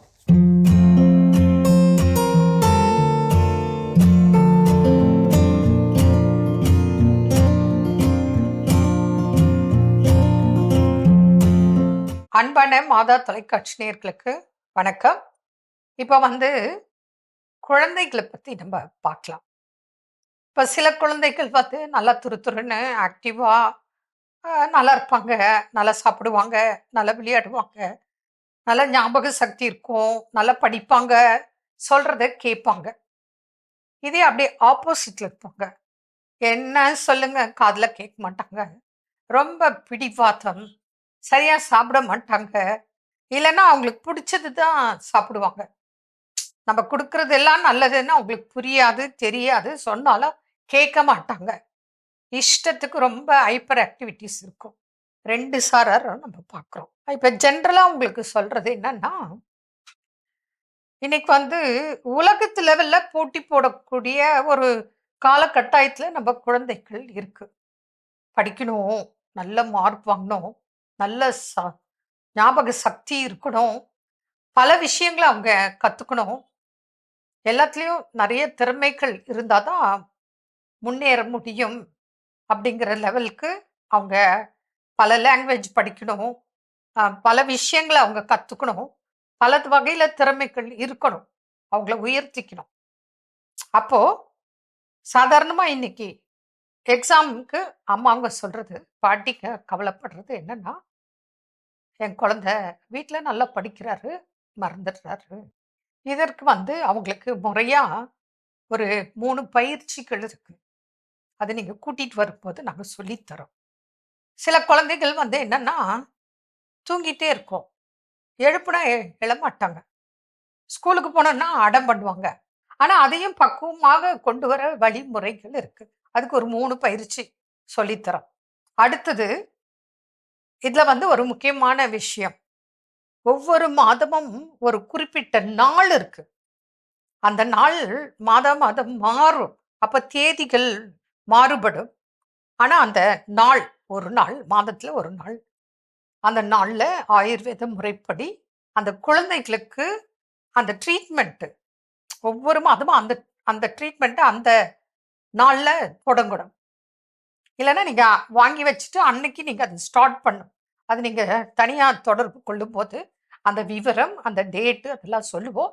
நீங்கள் அது முன்னாடி அப்பாயின்மெண்ட் எடுத்து புக் பண்ணி வாங்கணும். அது ஒரு ஸ்பெஷல் ட்ரீட்மெண்ட் இருக்குது. அப்போ அந்த பயிற்சி இருக்குது, அது நான் சொல்லி கொடுத்து அந்த ட்ரீட்மெண்ட் ஸ்டார்ட் பண்ணலாம். அது மாதத்தில் ஒரு நாள், ஆனால் ஒவ்வொரு மாதமும் அந்த தேதி மாறுபடும். அப்படி ஒரு சப்ஜெக்ட் அது ஆயுர்வேதத்தில் இருக்குது. அதை நம்ம கொடுக்கும்போது அந்த குழந்தைகள் நிச்சயமாக படிப்படியாக இந்த பயிற்சிகளையும் செய்யும். கூட டயட்டு எல்லாம் கொடுக்கும்போது அந்த குழந்தைகள் கிட்ட ப்ளஸ் நிறைய இம்ப்ரூவ்மெண்ட்ஸ் தெரியும், ஞாபக சக்தி நல்லாயிருக்கும், நல்லா படிப்பாங்க. இப்போ அந்த பயிற்சிகளை செய்யும்போது என்ன மாற்றங்கள் ஏற்படுன்றதை சொல்கிறேன். முக்கியமாக டெய்லி எழுப்பணும், தூங்குன்னு சொல்லணும், டிவி பார்க்காத, ஃபோனை பார்க்காத எல்லாம் சொல்லிட்டு நம்ம போராட்டமாக இருக்கும் வீட்டில். இந்த பயிற்சிகள் செய்ய செய்ய அந்த குழந்தை கரெக்டாக தூங்கிடுவார். காலையில் நீங்கள் எழுப்பவே வேண்டாம், அவரே எழுந்துருவார். அவரே எழுந்து அவரோட கடமைகளை கரெக்டாக நம்ம சொல்லி கொடுக்குற மாதிரி எல்லாம் கரெக்டாக பண்ணுவார், நல்லா படிப்பார், நல்லா ஞாபக சக்தி வளரும். அதற்கெல்லாம் சிகிச்சை முறைகள் இருக்குது, பயிற்சி முறைகள் இருக்குது. அந்த வகையில் பாருங்க, இது போல் நிறைய ஆயுர்வேதிக் மெடிசின்ஸ் இருக்குது. அதெல்லாம் அவங்களுக்கு ரொம்ப ஹெல்ப்ஃபுல்லாக இருக்கும். அந்த பிடிவாத தன்மைகள் குறையும், ஞாபக சக்தி அதிகரிக்கும். நீங்கள் செய்ய வேண்டிய ஒரே ஒரு விஷயம், அது எப்படின்னா இப்போ குழந்தைகள் நைட்டில் சீக்கிரம் தூங்குறது இல்லை. அந்த குழந்தைகளுக்கு நைட்டில் ஒரு 7:30க்கெல்லாம் சாப்பாடை கொடுத்துருங்க. 8 o'clock அந்த குழந்தைய கையை பிடிச்சி வீட்டில் இருக்கிற யாராவது ஒரு பெரியவங்க, தாத்தா பாட்டி அம்மா அப்பா அண்ணன் தங்கச்சி யாரும் வேணாலும் கையை பிடிச்சி ஒரு 1/2 hour வாக்கிங் கூட்டிட்டு போங்க. போகும்போது அந்த குழந்தைகளுக்கு நல்ல கதைகள் சொல்லுங்க, நல்ல விஷயங்களை பேசிட்டு ஜாலியாக கூட்டிட்டு போங்க. அந்த குழந்தைகள் கேட்கக்கூடிய கேள்விகளுக்கு நல்லா பதிலை சொல்லுங்க, திருப்பி கூட்டிட்டு வந்துருங்க. இந்த மாதிரி தினந்தோறும் செய்யும்போது அந்த குழந்தைகள் இரவில் விரைவில் படுத்து தூங்கும் பழக்கம் ஏற்படும். இது போல ஏகப்பட்ட விஷயங்கள் இருக்கு. அது நீங்க உங்க குழந்தையோட பிரச்சனை என்னன்னு சொல்லி ஃபோன் பண்ணி அப்பாயின்மெண்ட் எடுத்துட்டு வாங்க, அல்லது ஆன்லைன் வீடியோ கன்சல்டேஷன் பண்ணலாம். மீண்டும் நாளை சந்திப்போம். நன்றி. அன்னை மரியே வாழ்க. சிறப்பான நம்ம ஒரு வைத்தியம் பகுதி நம்ம பார்த்தாச்சு. நாம இன்னைக்கு பேசிட்டு இருக்கோம் எதெல்லாம் நம்மளை கட்டுப்பாட்டில் வச்சுட்டு இருக்கு, அதனால நமக்கு என்ன பிரச்சனைலாம் பேசிட்டு இருக்கோம். அடுத்ததா என்ன? ஸோ அடுத்ததாக என்ன சொல்கிறாங்க அப்படின்னா, ஜென்ரலாக ஏதோ ஒரு விஷயம் எனக்கு செய்யணும்னு தோணுச்சுன்னா நான் என்ன பண்ணணும், அதை செய்யணும். நாம் செய்யணும். பல நேரங்கள் அதை நாம் செய்கிறதுக்கு யாரோ ஒருத்தவங்களை என்ன பண்ணுவோம், நீங்கள் வந்து சொல்லுங்களேன், நீங்கள் சொன்னால் நான் என்ன பண்ணுறேன் செய்கிறேன், எனக்கு இதை எப்படி செய்கிறேன்னு தெரியல, நீங்கள் எனக்கு ஹெல்ப் பண்ணால் நான் செய்கிறேன். அப்போ இதெல்லாம் என்னென்னா நாம் இன்னொருத்தவங்களை கட்டுப்பாட்டில் நம்ம என்ன பண்ணுறோம், என்னை நானே நான் ஒப்படைத்து விடுகின்றேன். ஓகே, நீங்கள் எல்லாம் பண்ணிக்கோங்க, பார்த்துக்கோங்க. சின்ன வயசில் ஸ்கூல் படிக்கிறப்போ எங்கள் அம்மா வந்து எங்கள் ஹெட் மாஸ்டரை சொல்லி சேர்த்து விட்டாங்க. சார் இவனை வந்து நீங்கள் அடி என்ன கேட்கணுமோ அடி பிச்சு தோலை உரிச்சாலும் என்ன பண்ண மாட்டேன், என்னன்னு கேட்டு நான் வரமாட்டேன். ஆனால் என் பிள்ளை நல்ல பிள்ளையா என்ன பண்ணணும், படிக்கணும், நல்ல பிள்ளையாக இருக்கணும், ஒழுக்கமான பிள்ளையா இதுதான் சொல்லி இந்த மாதிரி இன்னொருத்தரோட கட்டுப்பாட்டில் கொடுக்குறது பிரச்சனை கிடையாது. ஓகே, அவங்க ஓரளவுக்கு டீச்சர்ஸ் வந்து நம்மளை செப் பண்ணிட்டு என்ன பண்ணுவாங்க, கொடுத்துருவாங்க, பிரச்சனை கிடையாது. ஆனால் யாருன்னே தெரியாது, எதுக்குன்னே தெரியாது, நான் போய் இன்னொருத்தர்கிட்ட என்னுடைய நீங்கள் என்னை கட்டுப்பாட்டில் எடுத்துக்கோங்க, நீங்கள் சொன்னால் நான் என்ன பண்ணுறேன் செய்கிறேன், நீங்கள் நில்லுங்கன்னு சொன்னால் நான் நிற்பேன், நீங்கள் உட்காருங்கன்னு சொன்னால் நான் உட்காடுறேன், நீங்கள் என்ன சட்டை போடணும்னு சொல்கிறீங்களோ அந்த சட்டையை நான் போடுறேன். அப்படி இன்னொருத்தர்கிட்ட அப்ரூவல் எதிர்பார்த்து நாம் அப்படி நம்மளை பழக்கப்படுத்தி கொண்டோம்.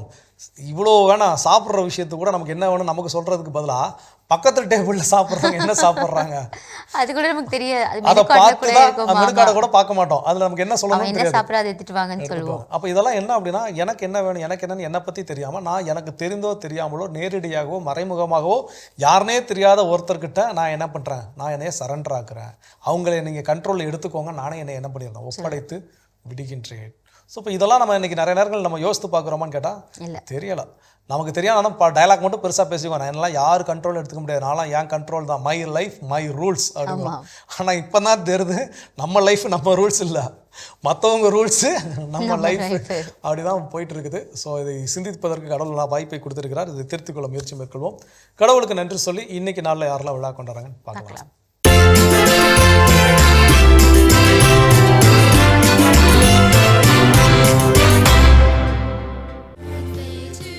எல்வின் பிரதீப் இன்று தனது 1ஆம் ஆண்டு பிறந்த நாளினை கொண்டாடுகிறார். இவரை வாழ்த்துபவர்கள் அப்பா பிரதீப் குமார், அம்மா ஹெலன் பிரதீப், பாட்டிகள் Mary Josephine, Sheela Mary, Sridevi Vetri Selvam, ஜோபியன் Jude, ஆஞ்சலி, pearl, குடும்பத்தினர், உறவினர்கள் மற்றும் நண்பர்கள். ஜெனட் ரியா இன்று தனது பிறந்த நாளினை கொண்டாடுகிறார். இவரை வாழ்த்துபவர்கள் அப்பா அம்மா, குடும்பத்தினர், உறவினர்கள் மற்றும் நண்பர்கள். இன்று விழா காணும் உங்கள் அனைவருக்கும் இறைவன் தரக்கூடிய அன்பான பரிசு திருப்பாடல் 91:11. நீர் செல்லும் இடமெல்லாம் உம்மை காக்கும்படி தம் தூதருக்கு ஆண்டவர் கட்டளையிடுவார். இந்த ரியாசுடன் நீங்கள் வாழ மாதா தொலைக்காட்சியின் வாழ்த்துக்களும் ஜெபங்களும். அன்பானவர்களே, நம்மை கட்டும் கட்டுக்களை கட்டவிழ்ப்போம், வாழ்வில் விடுதலை பெறுவோம் என்ற இந்த சிந்தனையோடு இன்றைய கடவுள் வணக்கம் நிகழ்ச்சியை நாங்கள் நிறைவு செய்கிறோம். இந்த நாள் இனிய நாளாக உங்கள் எல்லோருக்கும் அமைய மாதா தொலைக்காட்சியின் வாழ்த்துக்களும் ஜெபங்களும். மீண்டும் உங்கள் அனைவரையும் கடவுள் வணக்கம் நிகழ்ச்சியில் சந்திக்கும் வரை உங்களிடமிருந்து விடைபெறுகிறோம். இயேசுவுக்கே புகழ். மரியே வாழ்க. நீ ஆர்ட்ஸ் தானடா படிச்ச, எப்படி ஐடில வேலை பார்க்குற? எந்த டிகிரினாலும் பரவாயில்லண்ணா. சென்னையில் இருக்க எஸ்எல்ஏ ஐடி ட்ரைனிங் இன்ஸ்டியூட் தான் நான் ட்ரைனிங் எடுத்தேன். மாதம் 30,000 சம்பாதிக்கிறேன்.